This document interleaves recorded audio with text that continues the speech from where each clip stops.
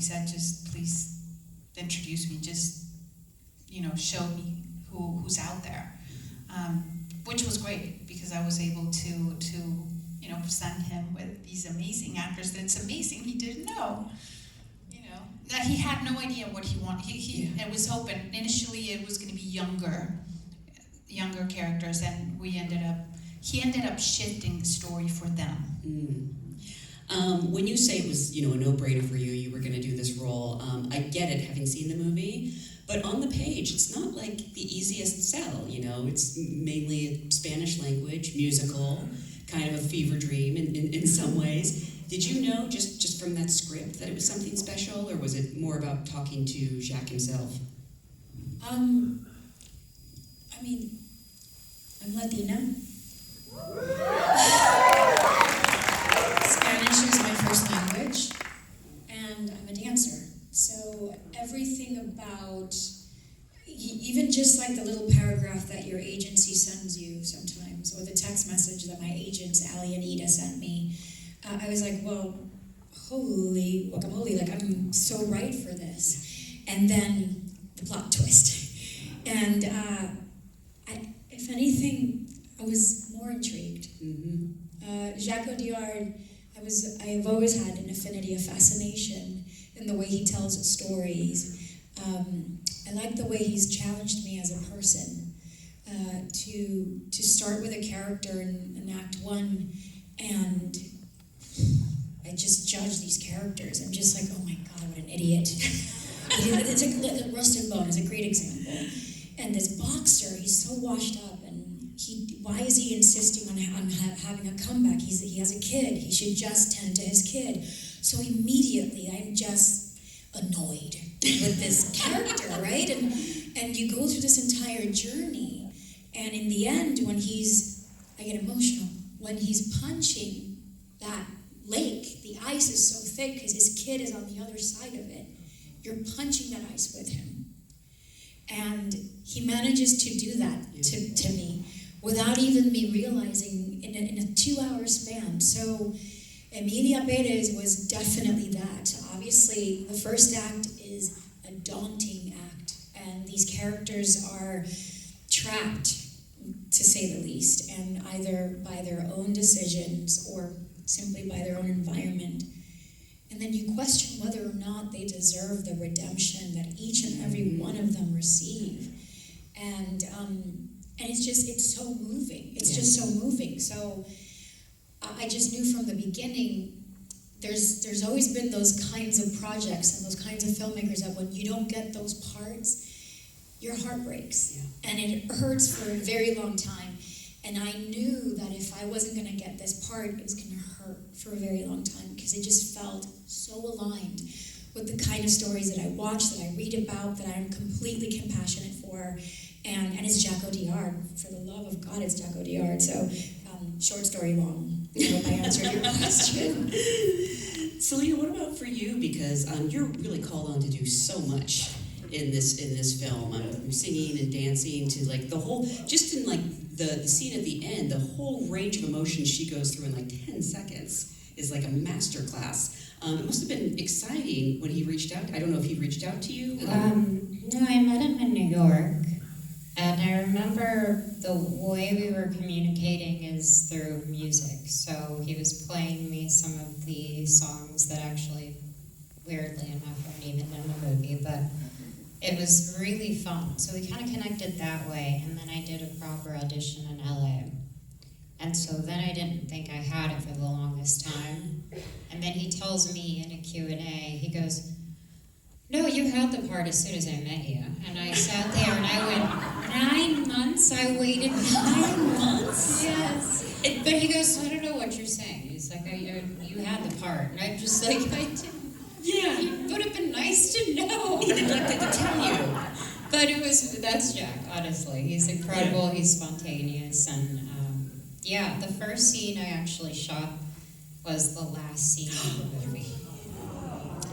Yeah, he threw us in the fire a little bit, but I'm actually very, very happy that he did, because that's exactly why I wanted to work with Jacques Audiard, because I was already nervous, but once I got in that car, it was just, I don't know, something took over. And the way he was directing us and telepathically and through translators and through broken English, it was really incredible. He's a great director, and he brought out the best in me for sure. And it must be amazing, like, I've spoken to some other actors in the movies, and they talk about how, like, they weren't sure that they could actually do it. The roles are so demanding, and to have someone like Jacques Audiard, see something in them that maybe they didn't even see in themselves, it must have been, really inspiring to be on that set. I remember Jacques was very happy after shooting that scene with Selena, and sometimes he can show you what he shot on days or allow you to watch playback, which I think it's such a treat. But he's like, I want to show you what she did. And we got to see a take of you in the car, and then there's a zoom in that Sasha does while you're grabbing the gun. And I remember my entire body was like, I felt like I was lit on fire. And I said, she's bringing so much power to this. And he goes, yeah. He was so happy. And I was just like, and every day, moments like this, remember I told you I saw like a little shot of it, and every day, whenever I would see moments like that, they served as revelations on what this was going to sort of end up looking like or feeling like. Because the day of that we were shooting, we sometimes had no idea how this was going to turn out. There were moments in which I was like, you like that? You're good? Okay. You felt it. I know I felt good, but I don't know how this is all going to be put together. But we forget that Jacques started as an editor, and his father was un ensayista. He was a great, respected screenwriter in France. And so he says that he's done everything backwards. He started in a department that's completely the opposite, but he's editing as he's going. So it's almost like he's a sculpture in the editing room. He's magic to work with on set, but I really feel that his work also begins in post-production when he's with Juliette and the whole team in the editing room. Because so my goal was every day, I'm like, we just have to give him the most incredible piece of marble that this man can chip away at. In post, because I know he's going to be good at that too, And I think we've all, nobody goes in thinking they're making a bad movie, but we've all had that happen where you see something, it wasn't what you maybe expected. This movie, since it premiered at the Cannes Film Festival, where you all won Best Actress, I'm just going to keep saying that.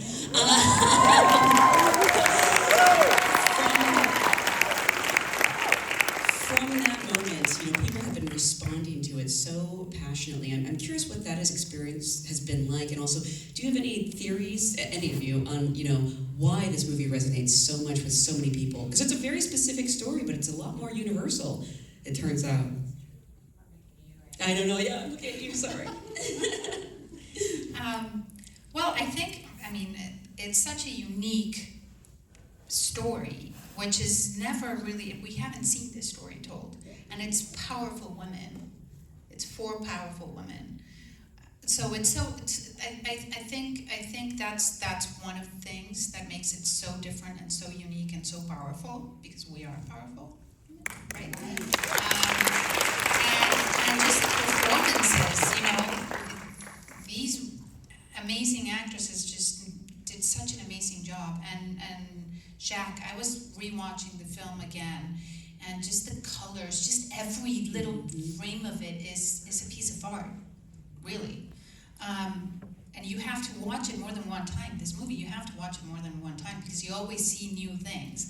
I think it's just so unique that people are shocked at first. They don't know, they're like, wow, they're floored, because we're not used to seeing movies like this. That's what I think. And you have these beautiful, intimate moments. I'm sorry, did anyone else want to follow up on that? I'm sorry. But I do want to talk about some of these really breathtaking, epic numbers, like Bien Vienda and Mi Camino, and of course El Mal. I apologize for my lack of Spanish flair. Thank you. I'm such a gringo.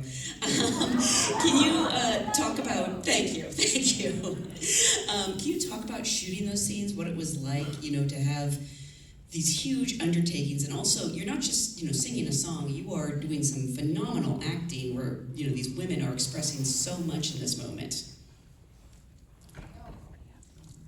Yes, for Bienvenida, it was, I think I only had about 2 weeks of rehearsal for that, and it would be like 5 hours. And the reason why is because every move was very intricate, even though it looks like I'm just giving myself whiplash over and over again. It still like had intricate moves with like certain moments of the song.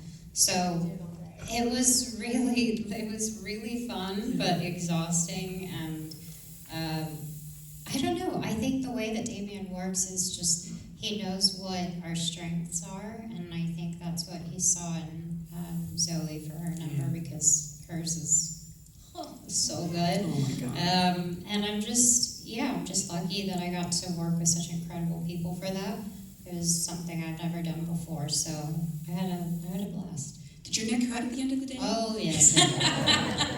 I felt bad for the other dancers as well, because I felt like, they were a million times better than me, so they were really going in. And afterwards, I'd be like, are you guys okay? Let's take 5 minutes. And I would get dizzy after one take, but I'm just...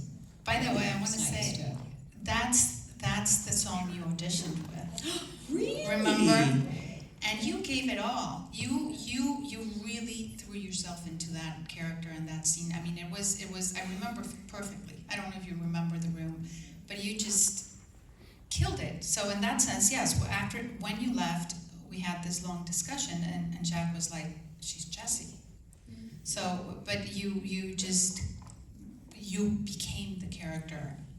In that room. Yeah. He said. Thank you so much.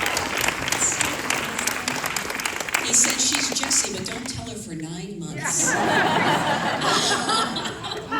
Carla, I'm actually curious because there's so many wonderful actors throughout the movie. The process of casting, I don't want to say, I guess, extras that are also dancing.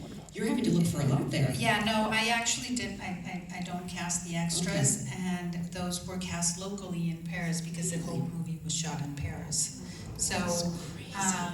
I can't even imagine how hard it was for the local casting director to cast all those characters, trying to play, Mexicans in Paris. I had no idea. I mean, I do want to add to that it was wonderful to discover how big of a Latino community also lives outside of the U.S. in other parts of the world. And even though it was a challenge, that revelation was amazing. There were so many Latinos, such a beautiful Mexican culture. And it's just so cute to see and to hear them speak French with their Mexican flair. Was awesome. 2 important questions. What was it like to shoot El Mal, and where can we get that suit? Everyone wants that suit. We can call Anthony Bacarella. It was... It's funny, when you hear conversations about how important that moment was for Jacques, for Damien, for everybody, even for Paul Guillem, who's the cinematographer, that only adds pressure. And there was this savage pressure living inside of me to not disappoint anybody, because they were really excited about that scene. And I think that sometimes as actors, we run the risk of getting in our own way when we're overpowered with anxiety and self-doubt. It just clouds our creativity, and it compels us to, it rips us out of being present, and we just start getting really in our heads. So I was really in my head about El Mal. There's something about that red suit. It's like, just ask Superman how he feels with that cape. I just... every insecurity that I had, every doubt that I had, the moment I would wear that suit, it just, it would help me understand that I needed to be in Rita's moment. Rita's paranoid. She does not want to be there because she's being forced to revisit a part of her past that even though she lives with and she thinks about it every day because she's told this to Emilia, that in that moment is when you really see how worried and fear and afraid she is for Emilia, and then inherently for herself. But then this is the world that she hated so much to be a part of, and she was forced to play with all the time, and now she's finally there, and she's just gonna give them a piece of her mind. So I allowed Rita to just give it, you know. She was fucking enraged, and she was cynical, and she was just judging so much and owning a power that she never thought she can ever sort of own. So once I did that, it was the funnest I've had on set in a very long time playing a character. Not since Neytiri, I'm telling you. And it was because it was a playground. I was in a sandbox, and anything I tried, I was allowed to fail forward. So there was no such thing as a stupid question. There was no such thing as a mistake. It was more like, okay, you tried it. How did that feel? Okay, then let's go back and do this. And it was just so incredible. That's amazing. Yeah. And sure, because we